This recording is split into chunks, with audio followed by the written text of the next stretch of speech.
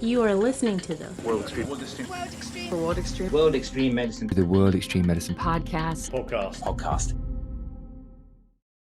In this episode, it's going to be the second half of the conversation with Tim Harvey around his career through humanitarian nursing into medicine.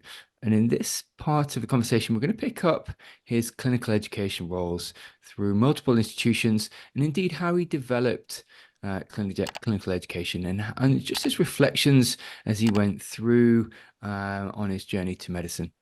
So for those of you that may not have heard part one, Tim Harvey is a second-year medical student at Southampton University. He spent over a decade as a registered nurse, leaving an indelible mark into various acute care settings within the NHS, but also fundamentally overseas with a number of NGOs. So in this part of the episode, we're going to pivot away from his deployments from Sierra Leone and other national and international deployments, and we're going to look at his clinical education journey. Welcome back to the podcast, Tim. Hi, Owen. Thanks for having me back again. It's great to have you back. So, just wanted to maybe start, Tim, with why you pivoted into clinical education later in your career, and sort of what prompted the move.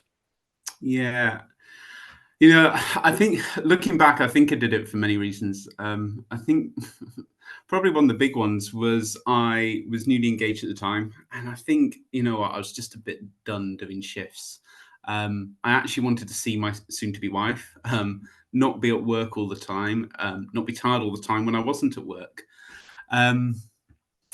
I think I was also aware I probably wanted to take my career further at this point. I wasn't really looking at medicine, but very much looking at ACP land at this stage. And, thought get a job in education, persuade them to fund a PGCE, do a bit of CV building and playing the game a little bit. And actually, I really like teaching. I really like supporting students on the ward. I vividly remember my first nursing placement. I had never set a foot in a hospital in my life, and just how out of depth I was pretty much constantly. My first day, my mentor just pointed at this patient and said, "Go wash her." And that was my induction. And I think I came out wetter than the patient, considering how much I sweated through my tunic.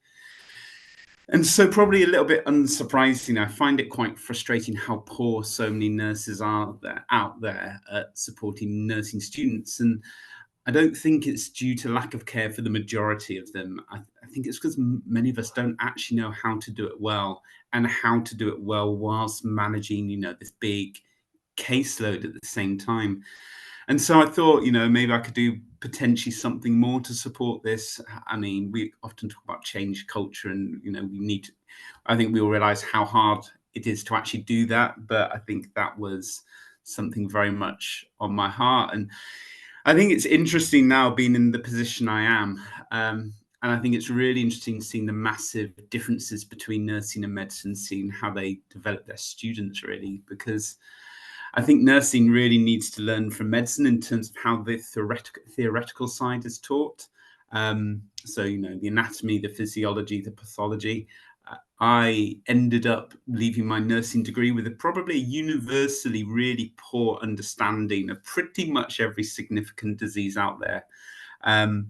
Instead of lectures, on asthma and hypertension, some of the big beefy topics, we just received hour after hour of social theory, treating everyone equally and all of that, which clearly is important, but we need to make sure our nurses understand and have a good knowledge of some fairly basic diseases. And I can definitely speak only for myself, but I definitely didn't have that when I qualified.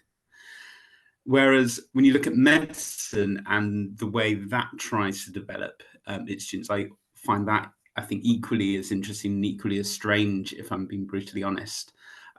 Because when you're a medical student, you are far more in control of your own development than you are as a nursing student. So if being on the ward isn't being productive, you are much freer to escape to the library or escape out of the hospital. Whether that's a good thing to do or not is another matter, but you are definitely not, eyes aren't on you in quite the same way as you are a nursing student. Because, as a nursing student, you're allocated a mentor. I mean, I think it's changed now, but you certainly used to have to work a certain percentage of your shifts with them. And I think as a result, they took a vested interest in you. You know, if you weren't turning up on time, you knew about it. And certainly one of my initial mentors used to make sure I was clean shaven and had polished shoes at the start of every shift. However, you don't have that as a medical student, and certainly not in the same way. And I think it's detrimental. You don't have that close feedback. I think there's also a lack of emphasis on engaging with some of the less pleasant sides of healthcare. You know, as a nurse, you used to work your mental shifts, whereas in medicine, there's a lack of night shifts for students, there's a lack of weekends. But we need to make sure we're experiencing these as students. So we have our patter sorted for night shifts. We understand the frustrations and the difficulties of trying to get things to happen at the weekends, so that we aren't doing these for the first time, but even the second or third time as a junior F1. Students need to be proactive and need to be seeking out those opportunities, definitely. And, you know, we can't escape that. But if we're honest, I think multiple professions need to get better at supporting and welcoming students. The stories I heard from both nursing and medical students leave very much a sour taste in my mouth at times. And this was one of the big downsides of working in education, of working in this part of the trust, that a lot of the safeguarding and student support concerns ended up on my desk. And it made it for really grim reading a lot of the time. And, you know, sometimes it can be really simple. So, you know, don't underestimate the power and difference you can have by simply going up to someone, smiling at them and introducing yourself. You know, this is the bare minimum that should be required, and something we would all do if we met someone else in any other circumstance. But unfortunately, it fails to happen more than we'd like to admit. And by not doing this, all we're simply doing is encouraging students not to turn up, because what is the point? Now, you know, don't get me wrong, as we said, you know, we need proactive students. We need students who aren't lazy, who, you know, want to take a lead in their education. But the honest truth is that if newly qualified staff aren't coming out, being able to manage and not being at the required standard, we as qualified professionals must shoulder a degree of responsibility for this. So much of student development occurs in practice. We need to ensure we are facilitating good education in practice, but to do that, we need to make sure we're providing that honest, good feedback to students, you know, not being afraid to fail students if they're falling short of that required standard. Because if we don't, we firstly are not doing them any favors. I do believe most people want to come to work and they want to do a good job. And when we don't, for the majority of us, I think that's because we're blissfully unaware that we're falling short of the standard. But also it means we're putting patients at risk, and whether that's because the student has poor knowledge or because the student's communication skills need to work, I think we need to do better as professions. So I think for all these reasons, I think that's what drew me into this specific role.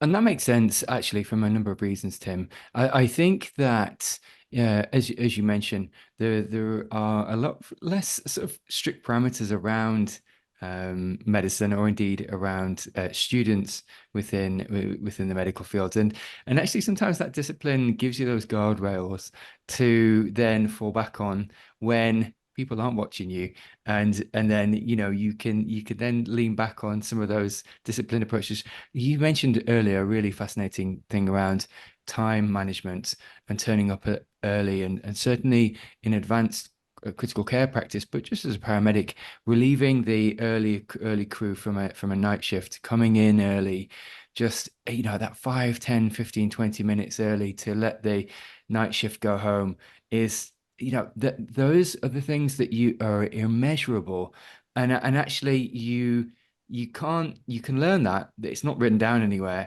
but those small segments of human factors just make or just bringing in a coffee in for the night shift, or those sort of little things that you can learn through being in those teams, It is absolutely key, and like you say, you can pull that through into medicine, but having those guardrails within the formative nursing training is powerful.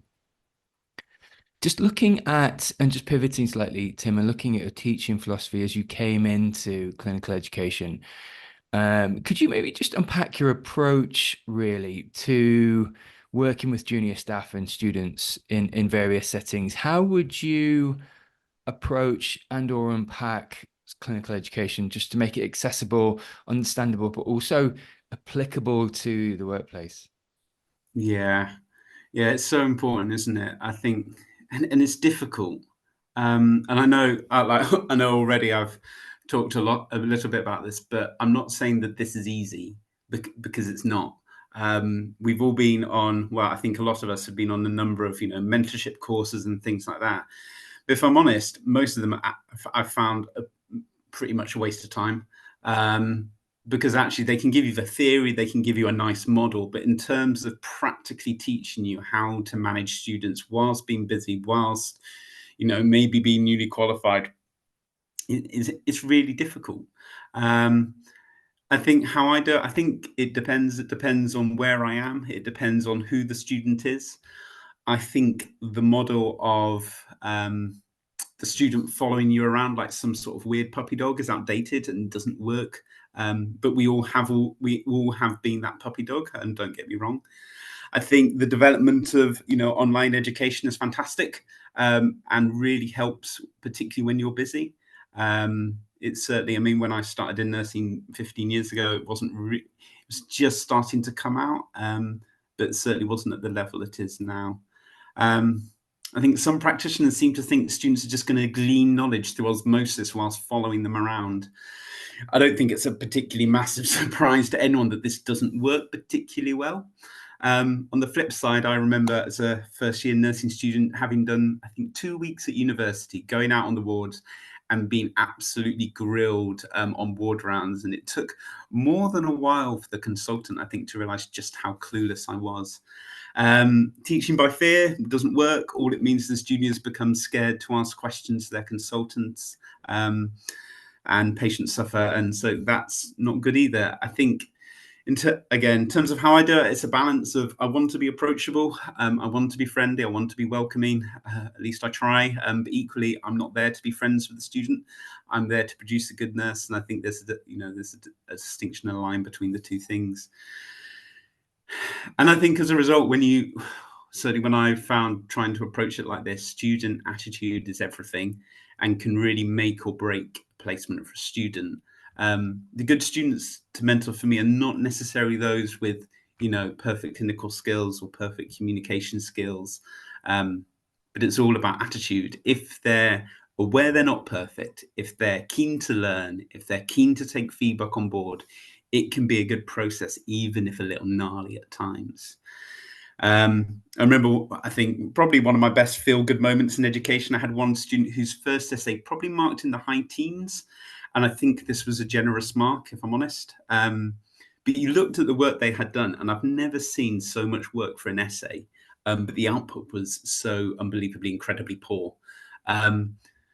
Whereas once you provided structure, direction, a lot of hard work on their side, they were very open to feedback. They weren't fighting the system. They're aware that their essay was bad. They went from getting high teens to mid-high 60s. And as an educator, it's such a great feeling. It's absolutely what you want. I think the flip side to that is when a student thinks they know everything. They think they're really good, but they're actually really underperforming. And I think providing feedback to those sort of students is incredibly challenging. And certainly in my experience, it doesn't usually go particularly well. You usually take several sessions. And even after that, most of the time, I found they're still blissfully unaware, and digging their heels in at the end of this. I think what I've definitely found is it's really hard to predict which way a student will go. I've had some really struggling students who are significantly underperforming take on the feedback and absolutely turn it around. Likewise, I've had students who are maybe underperforming just a little bit, maybe just need a few tweaks, receive negative feedback and go down a very dark hole. And as I've said a little bit, I think this is really challenging for mentors on the ward. I think partly because it generates a lot more work for you, partly because it is a difficult process. It is difficult having difficult conversations. I don't think it's on anyone's to-do list on the day. And unless you've done it before or gone through this, particularly the formal process before, there's quite a lot of box ticking involved, particularly in nursing, making sure you've had that initial meeting on time, making sure you've had that midpoint assessment on time. And if you haven't done those things, then usually you have to start the placement again, and it'd be quite frustrating. It's not particularly an easy process, practically or psychologically, to fail a student.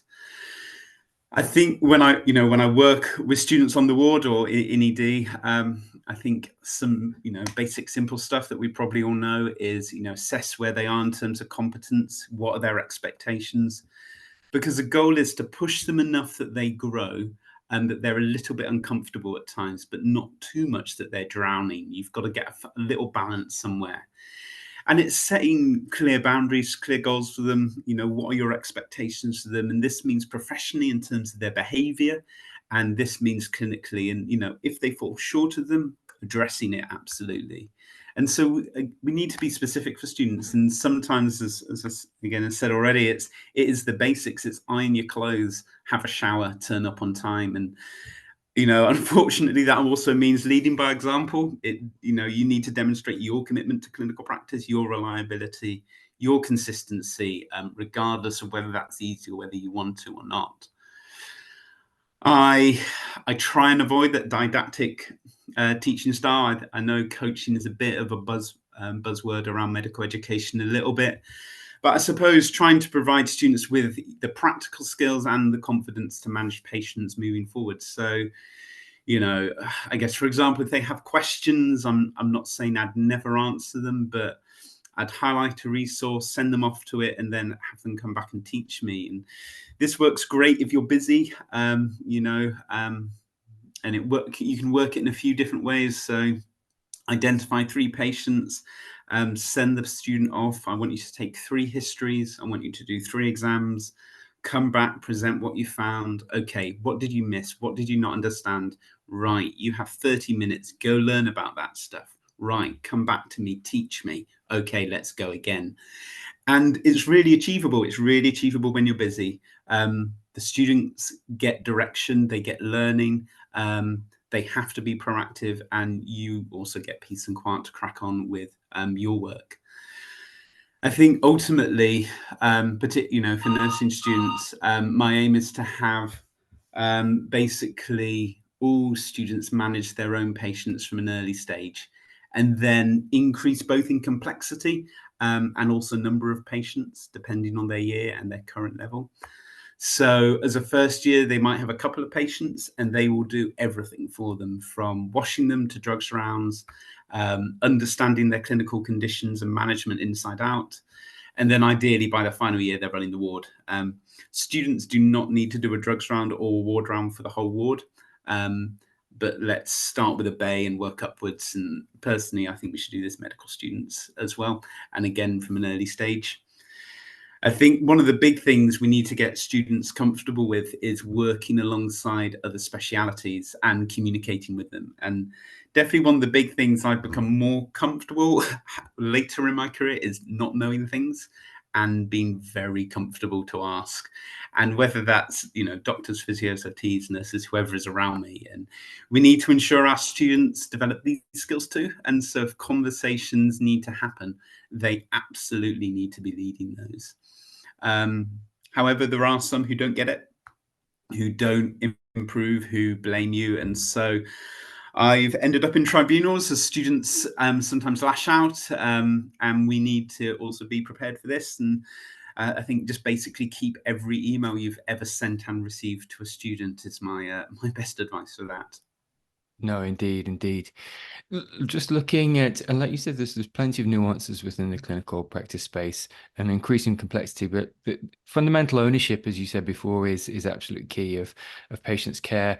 And then you can start to introduce other things. Could you maybe speak to just managing change within healthcare settings, Tim, and some of the quality improvement projects and or audits you've been involved in? One of the interesting things about audits I understood was really just how getting some of these fundamental baselines so you can improve care, but knowing the baseline, and an audit's a great way to do that. Could you maybe speak to some of your experience?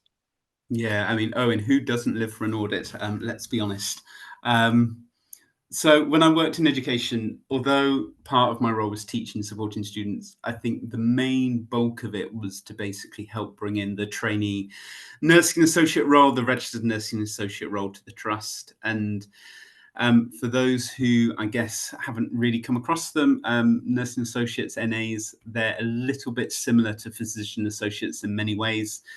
NAs are like a nurse, but not a nurse, in the same way that PAs are like doctors, but not doctors. And I understand these roles have caused a few controversies. And so the first students, certainly for the TNA role, really had to pave the way for those that followed them. And I really did feel for them. But, you know, in particular, the first couple of cohorts were, on the most part, really fantastic students. I think they were the best cohorts by far. They'd been healthcare assistants for many years and were very much the cream of the crop from the trust. I think as more and more cohorts were rolled out, the standard absolutely did drop, but the first couple were pretty excellent on the whole, which was good, and partly for patients, but actually bringing in roles like this is always going to be difficult. You're changing how practice works, and people generally hate change. I think there's a good way to introduce roles like NAs and PAs, and also a bad way. In an ideal world, we'd have had a really good idea of what the role was, because it was a new role. So things like how practically they will work on the ward, scope of practice, and this, you know, would involve liaising with the national groups and local trusts as well. We'd have got a really good plan on how to roll them out. We'd have planned our cohorts well in advance, and we'd have guidelines. I love a guideline, me. And we would sell the role to existing nursing staff. So basically have the support of junior and senior management across the trust. Therefore, you know, when they start to receive students, they're happy about it, they understand the process, and thus far more likely to support and develop them well. Unfortunately, the reality was absolutely none of this happened. The national powers that be were, at the time, again, it might have changed by now, they were extremely unhelpful in telling trusts what a nursing associate could and could not do. As a result, no one had really written a scope of practice. Very few guidelines, if any, existed on paper. There was a steering group, but their output didn't necessarily match the need of the students, needed the trust. And so, unsurprisingly, we as an education team and our counterparts at the local universities were both confused. And if we were confused, then so were the students and so were the ward staff. Essentially, we were training these students for a role that no one really understood, and many Band 7s, and so senior ward management, openly didn't really want them. They wanted qualified nurses, and no one had particularly sold, I'd say particularly junior leadership, on the benefits of nursing associates. And, you know, I think if introduced well and used appropriately, there are many benefits, and they can absolutely support the registered nursing force. Unfortunately, I think that involves introducing them well and ensuring that, you know, current staff see it as a good thing.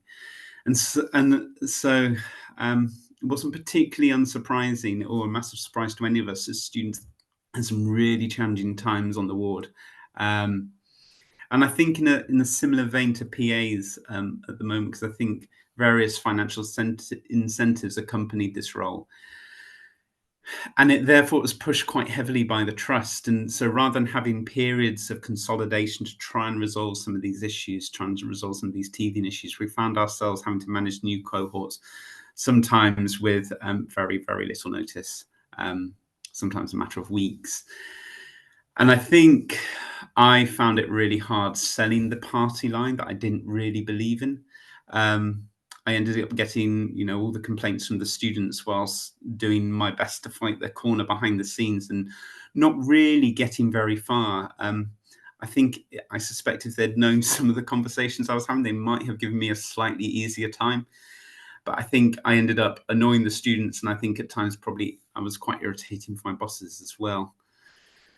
I guess to try and get through this bit of a pickle, we were a small team. Most of us were brought in about 12 months after the project started. And we basically worked on two fronts. We worked a lot on the wards. So essentially troubleshooting, making it up a little bit as we went along. Meeting Band 7s, meeting students, getting our faces known as the TNA group. And trying to discuss practical ways of how to incorporate these new roles and these new ways of supporting students as well into clinical practice. I'd say Band 7s are used to slightly crazy ideas coming down from corporate sometimes, and there's a stereotype of sometimes questionable or out of touch nurses working in this area.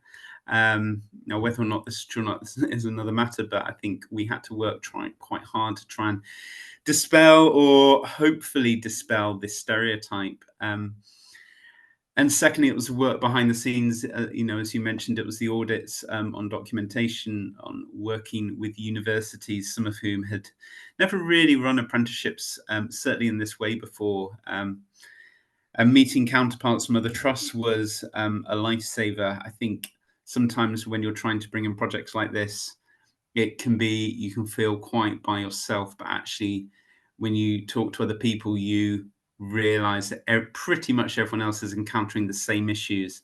And it also means you absolutely get to steal their ideas, which is invaluable.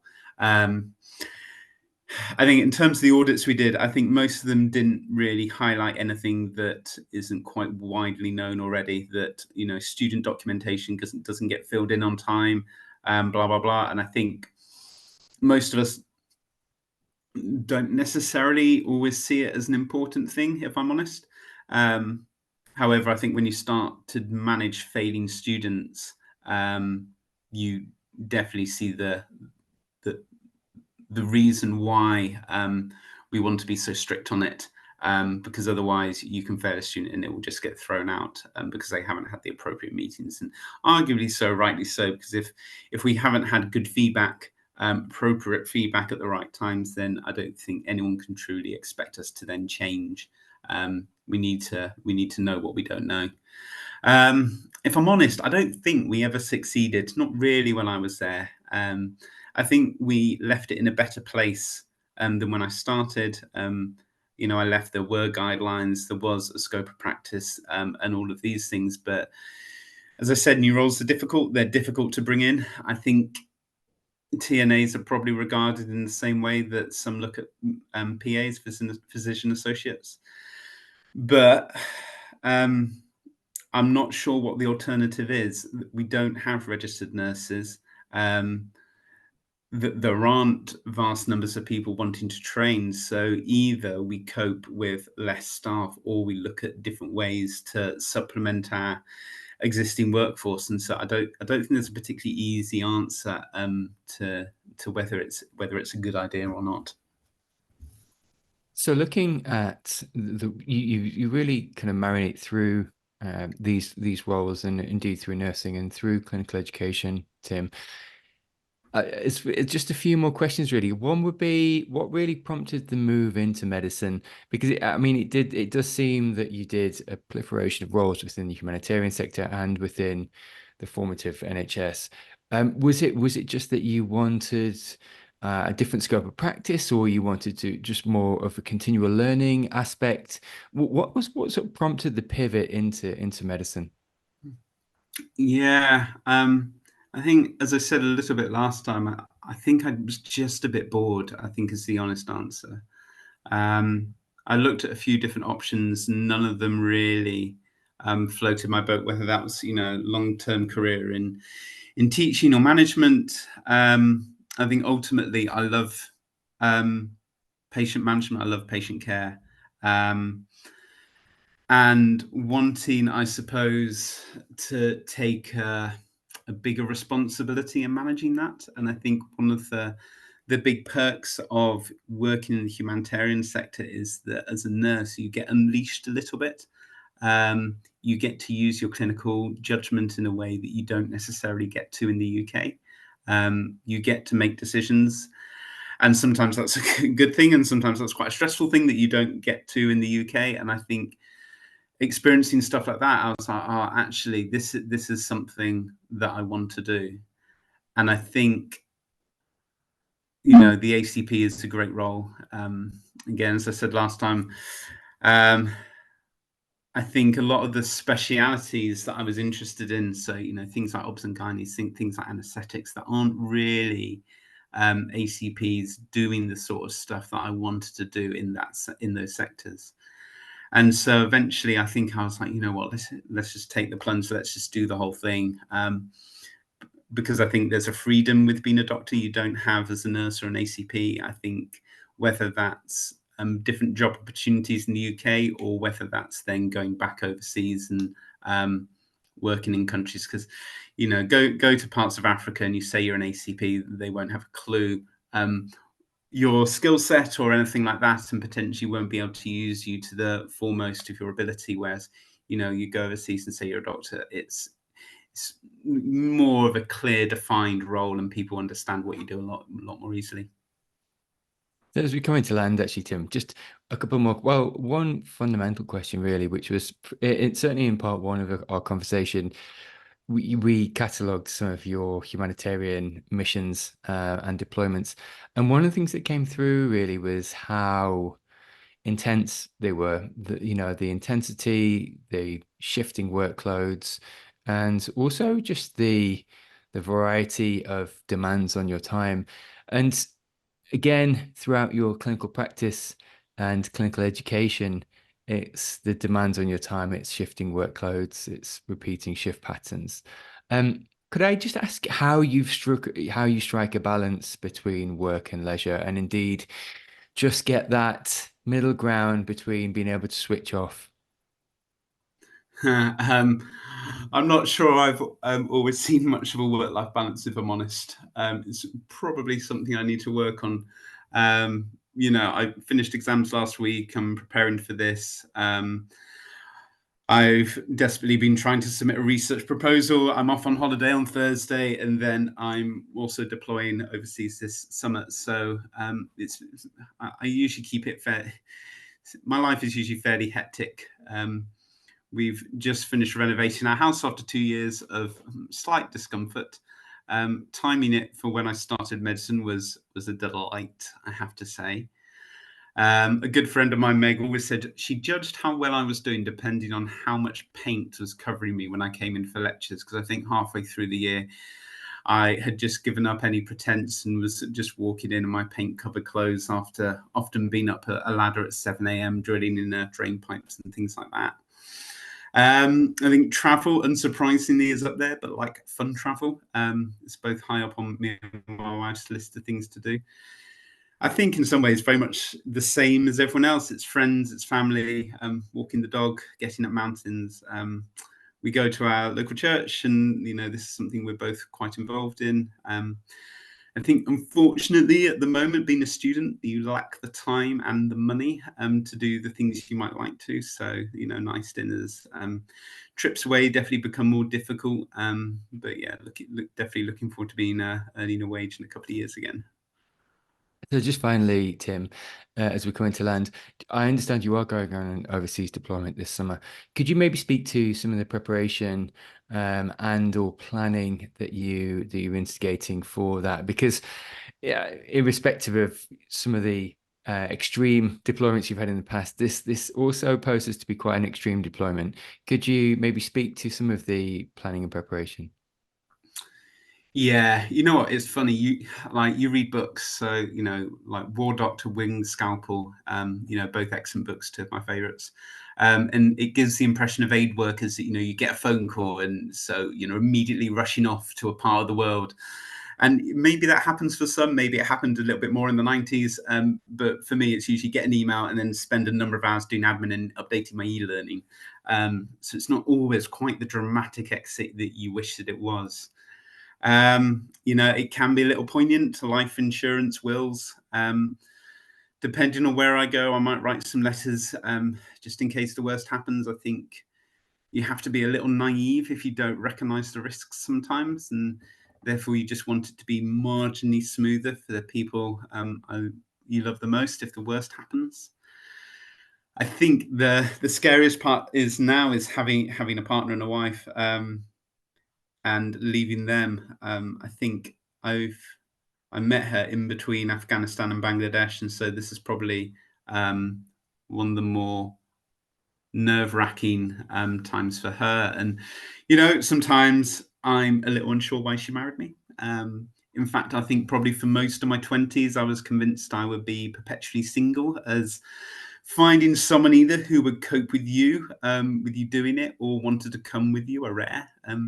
People say they don't mind, but actually scratch the surface and they really do, which is absolutely fine. But I want this to be part of my work for the next 30, 40 years. Depends on where I go, but certainly try doing my best not to get involved with any political opinions. I realize that might sound a little bit odd, but we have to ensure we are impartial in delivering healthcare wherever we are. And I find that a lot easier if I just have no opinion on it, or at least try. And so I stay firmly out of it. And, I guess linked to that, we have to a little appreciate the words we say and how they can influence people. If we consider, I suppose, my time in Afghanistan, if I came on here and criticized either side in the conflict and someone from that country heard it, it might dissuade them from accessing healthcare provided from this NGO. So I think we have to be quite careful about being impartial and the potential consequences of not doing so. There are nerves, of course there are nerves. I think no matter where you go, whether it's the most dangerous or the least dangerous, there are nerves, but I think you just have to try and put it out of your mind as much as you can. Just get on with it. Often it's the little things. It's where are they going to pick me up at the airport? Who's going to pick me up there? You arrive in a country where your phone doesn't work. You don't know anyone.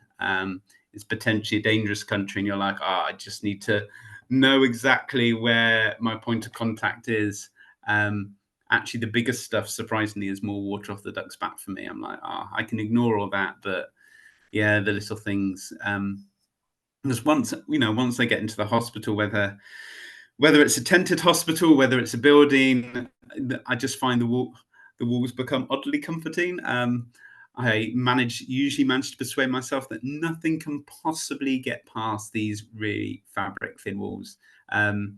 It's almost like a child's snuggle blanket for me. And yes, it's absolutely delusional, but you've got to find a way to manage and to cope. And whether that's stuff like this or, having a Celine Dion album, you've got to have your home comforts there. But despite all the stress, I think we have a duty of care.